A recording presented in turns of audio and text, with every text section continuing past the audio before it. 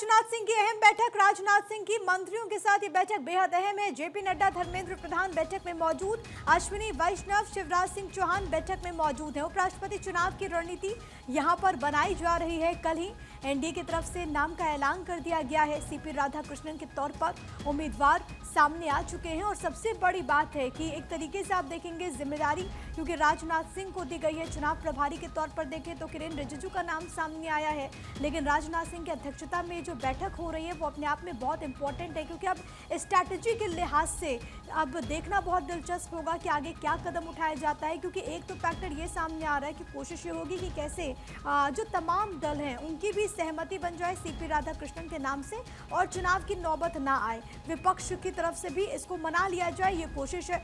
दूसरी तरफ कि किस तरीके से मैसेज देने की भी कोशिश है, क्या रणनीति होगी, क्योंकि आंकड़ा एनडीए के पक्ष में है जो कि लगातार हम आपको बता रहे हैं। और इसी बीच बैठक बेहद ज़्यादा इंपॉर्टेंट है जिसकी अध्यक्षता राजनाथ सिंह कर रहे हैं। इससे पहले आपको बताते चले कि बीते दिनों संसदीय बोर्ड की बैठक हुई थी जिसमें राजनाथ सिंह, अमित शाह, जेपी नड्डा, प्रधानमंत्री नरेंद्र मोदी खुद वहां पर पहुंचे थे और कई घंटों तक यहां पर मंथन हुआ और उसके बाद जेपी नड्डा की तरफ से इस बात को लेकर के ऐलान किया गया। प्रेस कॉन्फ्रेंस उन्होंने की थी, इसमें उन्होंने कहा कि सर्वसम्मति के साथ सीपी राधाकृष्णन का नाम उपराष्ट्रपति पद के उम्मीदवार के तौर पर चयनित किया गया है। इससे पहले एनडीए के तमाम घटकों के साथ भी यहाँ पर रणनीति बनी थी और उसके बाद फिर ये खबर सामने आई कि एनडीए के जो तमाम घटक हैं उन्होंने बीजेपी पर फैसला छोड़ दिया, बीजेपी शीर्ष नेतृत्व पर फैसला छोड़ दिया और अब यहाँ पर राजनाथ सिंह जो बैठक कर रहे हैं इस बैठक में उपराष्ट्रपति चुनाव की रणनीति पर मंथन, क्योंकि एक तरफ यहाँ पर एनडीए की बैठक, दूसरी तरफ आपको बताते चले कि विपक्ष की भी बड़ी बैठक होने वाली है। हमारे साथ हमारी पॉलिटिकल एडिटर अदिति नागर इस वक्त कनेक्टेड है। अदिति, राजनाथ सिंह की अध्यक्षता में एक बड़ी बैठक, क्या इसके मायने, क्या स्ट्रैटेजी भारतीय जनता पार्टी की? 3 दिन है वो बेहद खास है एनडीए के लिए। वजह है, और वैसे देखा जाए तो एनडीए दोनों के लिए बेहद खास है रणनीति बनाने के चलते। देखिए, फिर एक बार आंकड़ों का और उपराष्ट्रपति के चुनाव में एनडीए को किसी भी तरह का कोई चिंता की बात नहीं है क्योंकि आंकड़े जो हैं लोकसभा और राज्यसभा के ये मिलकर एनडीए को बड़ा नंबर देते हैं जो जीत से कहीं आगे है।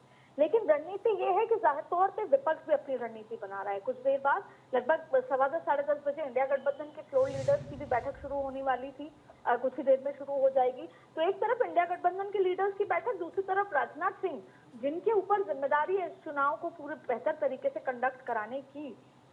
तो जाहिर तौर पे किस तरीके से ये बैठक आगे की रणनीति क्या होने वाली है, कैसे शक्ति प्रदर्शन होगा, एनडीए के तमाम सांसदों को ये जैसे कह सकते हैं कि ये शॉर्ट ट्रेनिंग की तरह है कि कैसे आपको वोटिंग करनी है, क्योंकि इसमें किरेन रिजिजू और राजनाथ सिंह का एक बहुत महत्वपूर्ण रोल है। क्यों?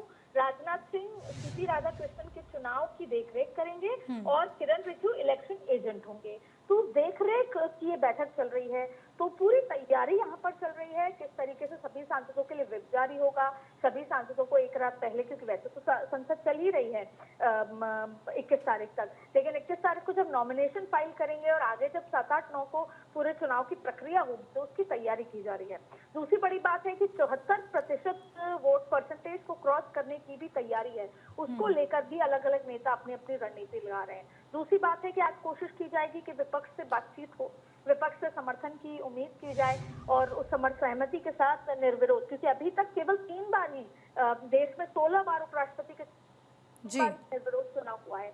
तो जाहिर तौर पे कई रणनीति के साथ राजनाथ सिंह की ये बैठक जो कि उनके देखरेख में होने वाले हैं ये चुनाव उपराष्ट्रपति के, उसके लिए बैठक बेहद खास है। और कुछ ही देर में फ्लोर लीडर्स की भी बैठक, इंडिया गठबंधन के फ्लोर लीडर्स की भी बैठक शुरू होने वाली है।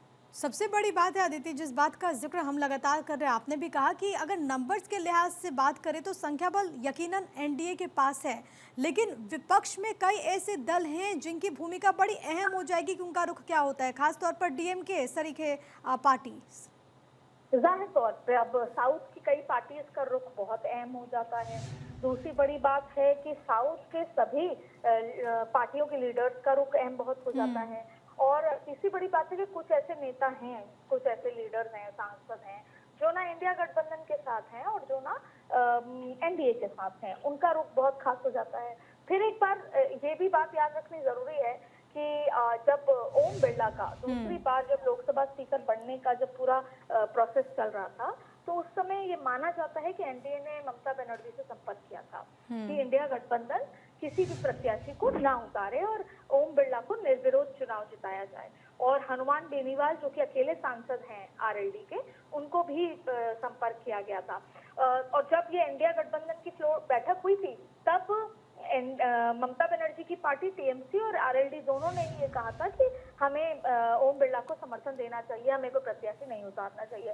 तो जब आज ये बैठक होगी इंडिया गठबंधन की, तो संभवतः 2 दिन पहले सरकार ने या बीजेपी ने संपर्क किया हो कुछ नेताओं से कि निर्विरोध चुनाव हो या समर्थन की बात हो। तो जब इंडिया गठबंधन में अगर इस मुद्दे पर एकजुटता नहीं होगी कि किसी को उतारा जाए, तो जाहिर तौर पे अलग तरीके के नतीजे आएंगे, जो कि आज दोपहर तक साफ हो जाएगा। तो आज की बैठक चाहे इंडिया की हो एनडीए की हो, बेहद खास है। और सरकार की ये कोशिश है, बीजेपी की ये कोशिश है कि 74% जो कि जगदीप धनखड़ के वोटिंग परसेंटेज आया था, उससे कहीं ज्यादा निकल कर आए। और उपराष्ट्रपति चुनाव के साथ एक मैसेजिंग देने की भी कोशिश होगी। बहुत शुक्रिया आपका तमाम बातचीत और जानकारी हम तक पहुंचाने के लिए, आदिति।